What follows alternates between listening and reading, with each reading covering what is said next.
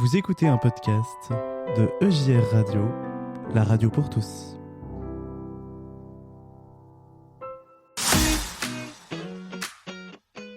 Solidarité, bonnes actions et petite histoire du soir. C'est la rubrique à brac de Pascal.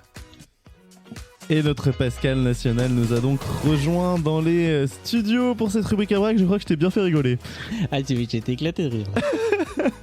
Écoute, au moins on passe du bon temps et on est ravis de bien, t'envoies des jingles, il y a même l'émission, on n'a plus besoin de parler. Exactement, il n'y a plus rien besoin de faire. On va être remplacé par les intelligences artificielles. Hein. Toi qui es fan de nous parler d'intelligence artificielle. Eh ben aujourd'hui, on n'en parlera pas. Ah, on n'en parlera pas, je suis un peu déçu. J'avoue, je le dis, je suis un peu déçu. Un peu déçu, mais toujours ravi de te retrouver pour une nouvelle rubrique à brac. Alors Pascal, de quoi vas-tu nous parler aujourd'hui ? Ah bah aujourd'hui, on va parler de policiers. On va parler d'eau et d'air. Et la petite histoire du soir nous parle de sentiments. Oh, eh bien, écoute, ça a l'air très intéressant. Tu vas donc nous parler de policiers, de gendarmerie, on ne sait pas trop. Alors, j'ai envie de dire, mon commandant, c'est à vous. En ce moment, on parle souvent en mal de policiers. On a toujours tendance à les critiquer. Moi, je vais vous raconter une petite histoire de plusieurs policiers qui est assez touchante. Jules, 5 ans, a pu oublier sa maladie le temps d'un après-midi, dimanche. Atteint d'un cancer rare, cet enfant de Bourgoin-Jallieu, dans l'Isère, nourrit une grande admiration pour la police. Les forces de l'ordre de sa commune se sont donc mobilisées pour lui offrir une journée à leur côté. C'est ce que relate le journal Le Dauphiné Libéré. Les policiers isérois lui ont fait visiter le commissariat. Ils l'ont ensuite emmené faire un tour en voiture en actionnant le gyrophare. Pim, pom, pim. Pour finir, les fonctionnaires ont offert des cadeaux à Jules. Une enveloppe remplie de badges et d'écussons de la police, une casquette et des figurines représentant des policiers à la chasse aux voleurs. Une solidarité qui réconforte. Il nous est dit, je voulais qu'on fasse un beau geste pour ce petit bonhomme et tout le monde a participé. C'est ce qu'a témoigné le président de l'amicale de la police nationale. Des collègues du père de Jules ont contacté les fonctionnaires pour raconter l'histoire du petit garçon. Jules a également reçu des petites voitures de police du monde entier. Toute cette solidarité qu'on vit est inversement proportionnelle à la difficulté de la situation, a confié le père de famille, informé du diagnostic de cancer de son fils en août. C'est une belle histoire et une belle solidarité de la part de ces policiers. Et puis j'ai envie de dire bon courage à Jules et lâche rien mon petit. Voilà, bon courage face à la maladie. Tout à fait. Alors, on va parler de... Je ne sais pas si on peut parler de physique, en tout cas d'innovation. Oula, pourtant l'école est finie, mais attention, accrochez-vous. Innovation. Les entreprises ETT et WWS ou ETT ou WWS, je ne sais pas comment on dit. Waouh, quel anglais magnifique. Ah oui, ça. Ont développé une solution innovante, la machine Oxygen 2, qui permet de transformer l'air ambiant en une source abondante d'eau potable de qualité exceptionnelle. Dans le monde, une personne sur 3 n'a pas la possibilité de bénéficier d'un accès à une source d'eau salubre selon l'OMS. De plus, 2,2 milliards de personnes n'ont pas accès à des services d'approvisionnement en eau potable de qualité sûre. Encore plus, 4,2 milliards de personnes n'ont pas accès à des services d'assainissement sécurisés. Il faut savoir qu'environ 3 milliards de personnes ne bénéficient pas des installations nécessaires pour se laver les mains. On comprend alors allègrement que l'accès à l'eau potable est un problème de santé publique mondiale auquel tentent de répondre nos 2 entreprises citées avant. Donc c'est bien en anglais puisque c'est la WWS Water World Solution. Ces 2 entreprises ont en effet inventé une machine capable de produire de l'eau potable, son nom Oxygen 2. Cette entreprise capte l'air, fait une évaporation, et à travers cette évaporation, elle récupère l'eau. Et cette eau permet de faire de l'eau potable, qui permet de donner de l'eau à toute la population. C'est un grand espoir pour beaucoup de pays. Et oui, c'est un grand espoir, et notamment dans l'optique du réchauffement climatique, où on sait que l'accès à l'eau potable sera aussi un enjeu majeur. On entend souvent parler de dessaler l'eau des océans, et récupérer l'eau ambiante, pourquoi pas. Maintenant, il faut voir quel impact ça peut avoir aussi peut-être sur le climat. Peut-être, mais... C'est à réfléchir, mais en tout cas, pour les personnes qui n'ont pas d'accès à l'eau potable comme nous, on peut en avoir accès. C'est une très belle initiative. Tout à fait. Alors, la petite histoire du soir. Bonsoir.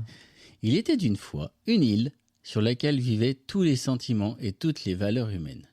La bonne humeur, la tristesse, la sagesse, ainsi que toutes les autres, y compris l'amour. Un jour, on annonça que l'île allait être submergée. Alors tous préparèrent leur embarcation et s'enfuirent. Seul l'amour resta, attendant jusqu'au dernier moment. Quand l'île fut sur le point de disparaître, l'amour décida de demander de l'aide. La richesse passa près de l'amour dans un bateau luxueux, et l'amour lui dit « Richesse, peux-tu m'emmener ?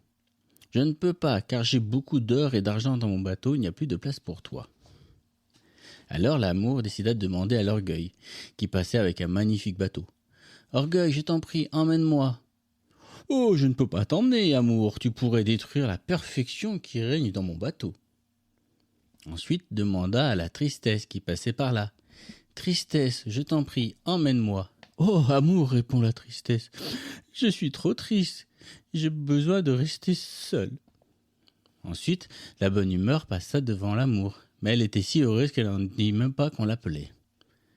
Soudain, une voix dit « Viens, amour, je t'emmène avec moi. » C'était un vieillard qui l'avait appelé. L'amour était si heureux et si rempli de joie qu'il en oublia de lui demander son nom. Arrivé sur la terre ferme, le vieillard s'en alla. L'amour se rendit compte combien il était redevable et demanda au savoir. « Savoir, peux-tu me dire qui est celui qui m'a aidé ?»« C'est le temps, » répondit le savoir. « Le temps ?» demanda Amour. « Pourquoi le temps m'aurait-il aidé ?» Le savoir, plein de sagesse, répondit. « Parce que seul le temps est capable de comprendre combien l'amour est important dans la vie. » Merci Pascal pour cette petite histoire du soir qui nous fait encore réfléchir sur les sentiments, les émotions. Et sur l'importance numéro 1 de l'amour. Et oui. Qui est un beau message de l'évangile. Tu Et aimeras ton prochain comme toi-même. Oui, et le temps que ça peut prendre aussi des fois pour certaines personnes de se rendre compte de cela. Oui. Mais c'est un beau ça me fait message. penser à un autre verset. Le retour des versets.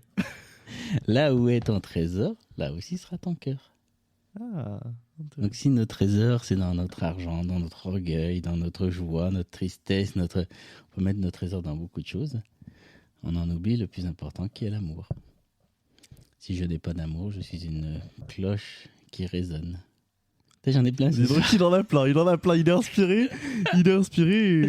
Et nous, on a toujours un grand plaisir et tellement d'amour à te donner. Et à te remercier de venir au micro de JR. Avec plaisir. Là, pour des belles rubriques à braque chaque soir. Bah, merci de m'accepter dans ton émission, Jonas. Mais c'est toujours un grand plaisir. Puis, non, je veux dire, j'allais dire en rigolant, il comble les trous. Ça c'est pas de l'amour, ça. C'est ma soirée. Hein.